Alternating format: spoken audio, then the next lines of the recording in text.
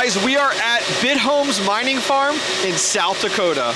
What's going on, miners, and welcome back to the Hobbyist Miner channel. Well, I'm here with Josh from Bithome. How's it going, Josh? Going great. Excited to have you here. Awesome. So Josh had me down to South Dakota, the middle of nowhere, to check out his impressive facility.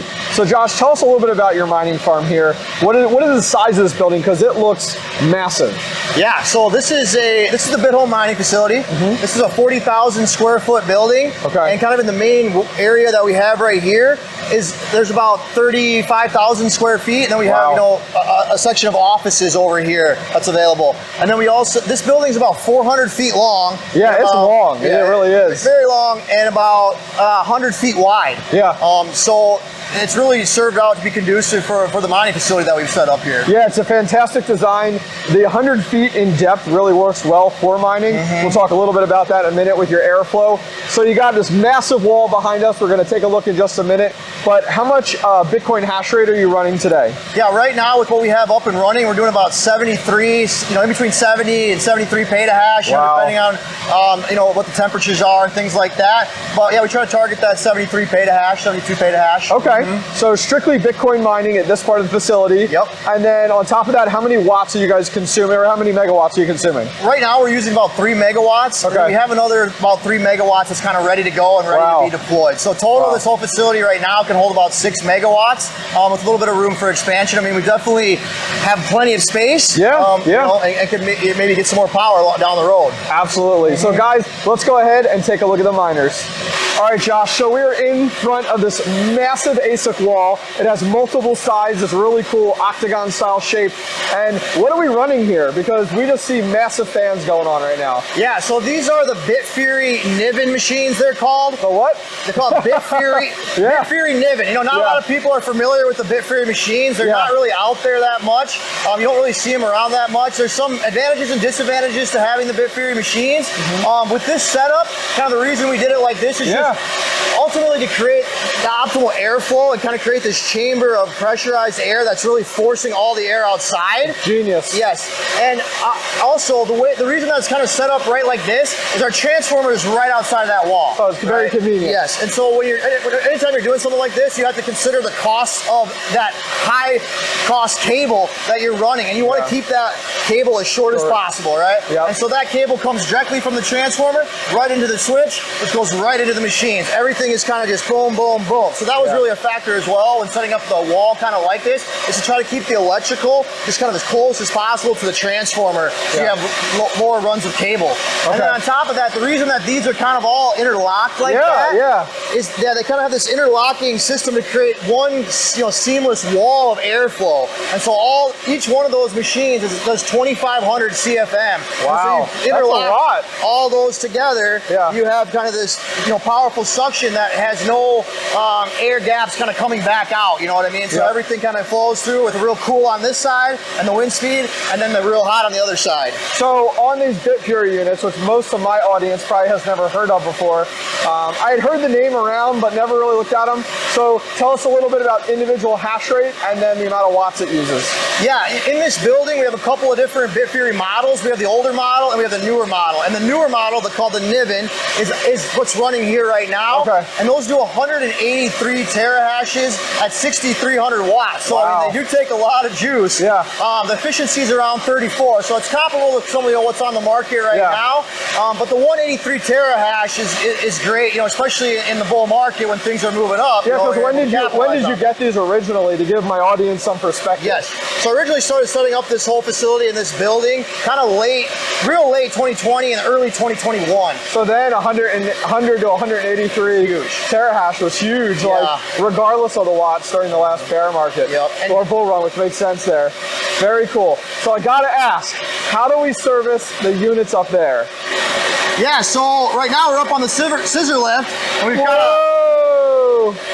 this is kind of how we get to the units up here. So we just have a simple lift, raise up, and service the units up here. Now these 𝗏𝗶𝗴 units really don't need a ton of attention, so we've really had very minimal failures. I mean, maybe out of the 400 units, there's been like 1 or 2 machines that have had issues. That's awesome. Yeah. And you guys have it really nicely designed. You have the electric right there next to the actual units and wired right into them. They actually have the PDUs built in with them, the power supplies, in order to handle the power. We'll talk about that more in a minute. But yeah, these are massive. They're not your normal ASIC size at all. They're really, really widespread there. Yeah, they're very large machines, and they're really meant to be upgradable, you know, swappable power supplies, different things like that. That's kind of some of the benefits, advantages of them. Very durable, long-lasting, stuff like that.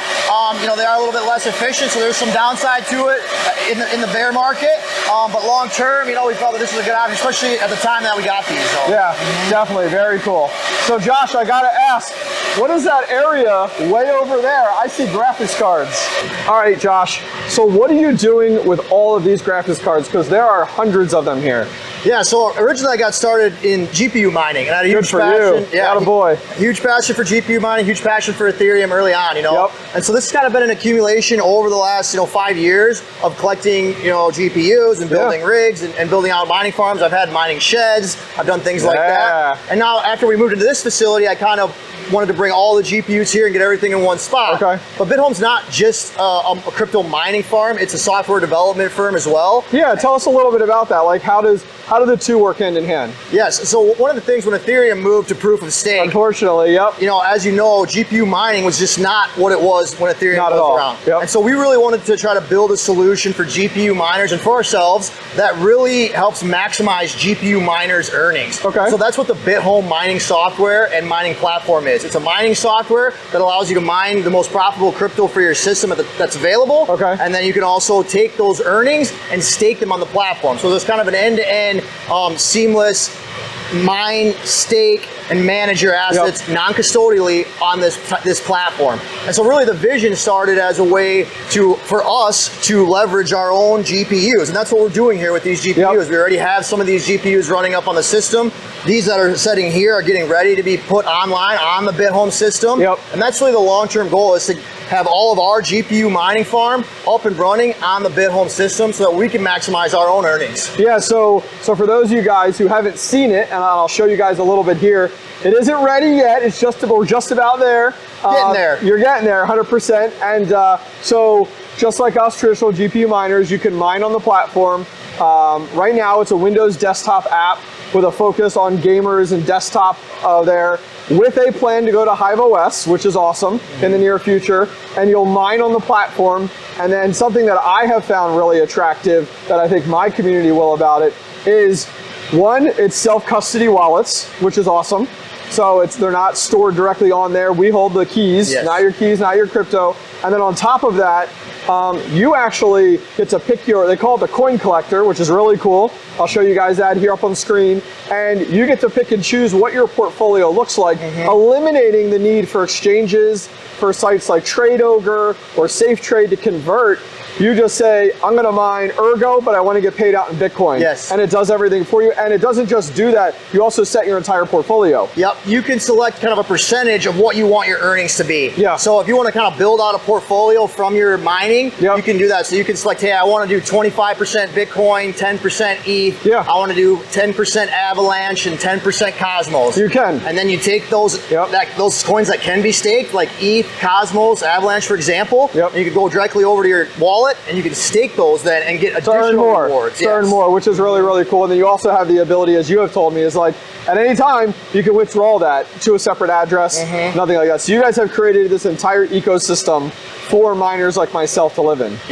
Very, very cool. So guys, keep an eye out. Where can people find more info on it? Bithome.finance right now. Awesome. Bithome.finance is it's open to the public right now. There's kind of a basic version up, and we're working on launching kind of the new updated user interface and version coming up here later in the end of this year, beginning of next year. So guys, you can go over now to Bithome.finance, download the desktop Windows app, check it out, run it, play with it. You can use their recommended overclock settings. You can log into the dashboard, set your own overclock settings, which is great. play around with the coin collector, Yes. the staking, which is awesome, and then look for, down the road in a few months, the possibility of integrating with 𝗘𝐺𝗨. Yes, and you know, it's still really a work in progress. Yeah, I think that's one of the things kind of we want to say, that this is a complicated platform. There's a lot that goes on to it, so it has taken time. We've actually been building this platform for almost over 2 years now. That's incredible. Just kind of in silence, right? Yeah. And so that's where it's at today. You know, I think we want to be open and just about.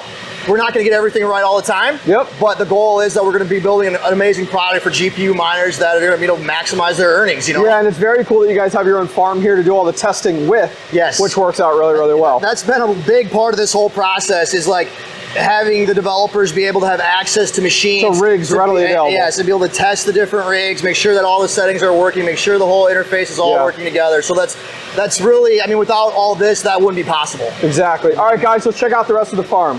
All right, so we're in front of this massive wall. And what is this, 25 feet? Yeah, about 20, the building's 25 feet on this side. This wall is like 20 feet tall. It is like all the way up. And it's a massive filter wall. And it's actually in a box shape, which is really impressive. So tell me about why you went with this shape and why you went with this kind of avenue for intake. Yeah, originally on phase 1, we kind of just went with one section of the wall that has the filters on. And then for phase 2, we really wanted to maximize airflow. We needed to get more airflow, and we didn't really want to go and take off a ton more sections of the wall. Yeah. So what we wanted to do is build a filter box that had more surface area. So with this setup here, you have 1, 2, 3, 4 sides of air that's, you know, sucking in and creates more surface area, 4 times more essentially, for airflow to come through. Yeah, it's really genius, like, because this wall, this massive 3-sided wall, provides intake for the entire facility because it pulls in all those directions. All directions. It's not just straight through. And I mean, and I could stand here and feel the cool air from the outside against my back here, which is really good. Now these filters here, you know, we talk about filters a lot on my channel with the shed and stuff. What MERV level are these? Yeah, so this is a MERV 8 polyester filter, and we really went with this option because of ease of installation and relative low cost to other options that are out there. Huh? Staples. Yeah, just staple it on there. And, you know, someday would I like to build a full, you know, louvered automatic type of filter system? Yeah, but this really gets the job done right now. It's driving enough airflow for us, and it's really easy to clean and come down, and we can spray it out if we want to, or, you know, since it is low cost, you know, we can come in and we can just tear this off, and we have another, you know, batch of filters there. And stuff up there. Just roll them up and get them on. Yeah, I have not seen the kind of 3-sided design with all the farms I've been to, but I already love it. It's a really good idea. Yeah, I think if we were to expand down further and we were to open up another section on there, we would probably do the same type of system. Very cool. Now, we've talked about the intake, we've talked about the ASICs. Let's go check out the inside of the exhaust side, which will be really cool. Woo! You can feel that heat. Yeah. All right, guys, so we are inside. What do you call this? It's just like the heat box right here. Yeah, essentially it's just kind of a hot air, you know, little pressurized chamber. It is. Chamber is a perfect word. The hot air chamber. Yep, and so we're on the opposite side of the front side of those ASICs. You can hear the fans on the opposite side pushing all the air through. And on this side, there's no exterior exhaust fans at all, which was a genius idea that you had talked about, just allowing the air to be pushed through and out of the building. So tell us a little bit on how you kind of got this idea, because I think it's I haven't seen anything like it before, but I really like it. Yeah, you know, I did do a lot of research along the way and wanted to switch up kind of what we had done in phase 1 because we wanted to avoid the fans, right? In studying kind of what other large farms have done, I had seen these different types of chambers where they had kind of captured the hot air and really worked to force it outside. Yeah. And so that's what we did here with this chamber. The way that these machines kind of interlock, they do a nice job of creating like one solid wall of airflow. And so that really allowed this to work really well. Yeah, this is very much a baked heat, like you can feel it. Yes. There's no moisture over here. It is just hot. Yes. 100%. All right, let's get out of here. All right, Josh, so why South Dakota? Like, why here? Well, first of all, I live here and I grew up here. Okay, easy enough, done. Right? But at the same time, this was a great opportunity when we found this building. It had a lot of electrical infrastructure already in place. It had obviously enough space. It had kind of the proper length and width and things like that to kind of create the airflow that we wanted. Okay. And you know, things kind of all lined up for us to be able to get this building, acquire this, and kind of start mining here. in our initial talks with the city and different things, the municipality and power companies that support this, they were really excited about having us come here. Wow. Willing to Most work are with like us. very like anti, don't want to touch it. So it's actually really encouraging to hear. South Dakota is very business friendly to really anybody, you know, that wants to operate, especially in the mining industry. You know, I think that, you know, there was low-cost power here, relatively low-cost power, and then we had the municipality that was willing to work with us and even reduce that further, things like that. We are the largest user right now in the city. That's crazy. So they do kind of want to see us stay here and continue to operate. See this grow and flourish and stuff. So how much, you said you had 6 megawatts here. Yep. Right, using currently 3. Yep. And we're in front of, what are we in front of here? We're in front of the new 2,500 kVA transformer that was just recently installed in the past couple of months. Okay. Yep. And right now, this is actually not being used. It's kind of set up to power that other setup that we looked at. The other 2,500 kVA that's down here is powering all the machines. So we do have some capacity here, and that's kind of where we talked about looking at, you know, putting in the older machines on this or doing some upgrades and then getting those machines upgraded and put on this transformer. That's awesome. That sounds good. So power comes in from the city, goes through the transformers. Let's jump inside and follow it along to the ASIC. All right. All right, Josh, so the power comes into the building. Then what do we got here? So right here we have 2 different switches. This switch here is a 2,000 amp switch, and that's a 600 amp switch. Okay. Now we originally started with just the 2,000 amp because that's what we needed, and then we had to power another, you know, 60 machines, and so we added this. Okay. So that brings our total up over on here. So if you want to come over here, it's so loud. I know, you can hear it humming right now. So 480, I see. 480, 277 volt. Okay. And so that's what these machines use, so they can run on a little bit lower amperage than if it would be at like 240 or something. So you don't have to do a step down or anything? No, it goes straight in. Wow. So this transformer out there is strictly dedicated to this setup, right? Okay. So it doesn't power anything else but this setup. Okay. Where the other setup over there does power some of the office and things like that, right? Okay. That does have a step down. Got it. This has no step down and no connection to anything else, just these machines. So then from here, how do we get to the ASIC? So really, there's each one of these here you see is a 200 amp breaker. Okay. So that's like a 200 amp panel. Wow, that's like my house right there. Yeah. So each one runs up and over. You can kind of see the infrastructure here and runs over to the panels here. Okay. So there's 200 amp panels right on each. There's 4 kind of in each one of these sections, and then it goes to power the machines. Okay. Oh, and then each of these goes out to the individual outlet. Individual machines, yeah. And then from there, the outlet. So we have the outlet right here. Yep. So we're coming over from the panel, up and over. Into the racking, so that you can't see the cables. Yeah. The cables are all inside of the racking. Very clean, and then into the outlet, and then every one of those is a dedicated machine. Yep, dedicated. You know, these machines, like as I said, the 6300. So you really have, you have this North American plug. It's really beefy. 30 amp per machine times your 277. Yeah. In order to get the math. Yep. Which is like 83 or 8800. Very cool. Yeah. All right, guys, so we are here taking a look at phase 1, kind of your building block, your learning opportunity here. And tell us a little bit about this design and what you learned about it.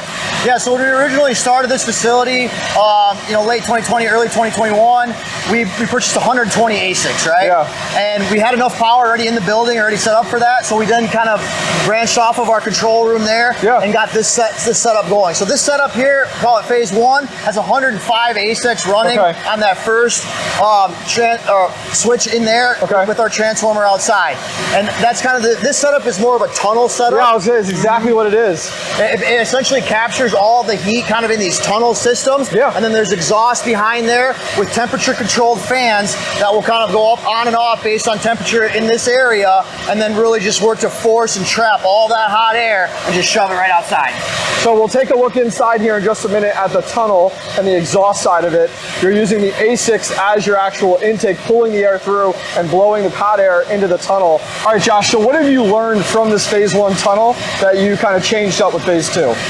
Ideally, like to move away from exhaust fans on the exterior walls, right? Yeah. So the goal was with phase 2 was to do a full natural exhaust kind of chamber that would essentially just exhaust all of the hot air right outside without using the ASICs as the actual exhaust. Yeah. Each ASIC does 2,500 CFM. Wow. So there's a lot of airflow coming from those ASICs, and these are powerful fans and larger machines. And so what you do is you kind of interlock these machines all together to create that wall of just fans that's essentially taking in that air, and shoving it right outside. So for phase 2, we went away from the fans in the wall, and we built a full natural airflow setup that's been working really well for the past 2 years. Okay, let's go inside the exhaust side of the tunnel and take a look at the design. So we're gonna go in and we're gonna take a look at the exhaust side on the tunnel system on phase 1 that we have here. And I'll show you guys a little bit how the fans work and kind of what it looks like in here. Oh man, ooh, it's toasty. So right here, these machines are about 4 feet away from the wall. And then we have these larger, these are 55-inch fans that are in the wall here. And these fans are on temperature-controlled setups, VFDs, that go out to the front, and they measure the temperature out there. And then they'll throttle up and throttle down depending on what the temperature is. Wow. So in the wintertime, when it's real cold out, these will be completely shut and these fans will be off. Yeah, because it's all cold. So let's take a look down here at the additional tunnel. So you got these, and then you almost have like individual aisles, huh? Yeah. So we gotta have the main tunnel here where all the air kind of comes into, next to the wall where the exhaust fans are. And then over here we have these individual, hot aisles. And so there's a hot aisle here. Look at that. Yeah, just like these little individual ones, and they're all being powered directly from the ASICs. You can feel the air coming through. Yes. And then down here we have another hot aisle. So there's 3 hot aisles here, three different, 6 different racks of machines. And then down here we kind of have a larger fan setup. This is just to make sure we really can get all the air sucked out down on this end if we need to. And this fan is about a 60-inch fan, I believe. That is massive. You can feel the pool. Yeah. The pool just coming from here. It does. I believe this fan is about 40,000 CFM or something, 60,000, in between 40 and 60. The other ones are around 30, and then the smaller ones are 15. Very cool design. All right, miners, so that is going to wrap up my time here at Bithome in South Dakota. I'm going to leave links to Bithome all down below. You guys can go over and check out their software platform they're working on. I can't wait for them to get it in 𝗖𝗹OS so I can go ahead and give it a little bit more of a spin. But please go over and check them out via the link directly down below. Thanks again to Josh and the Bithome team for having me out at their crypto mining farm.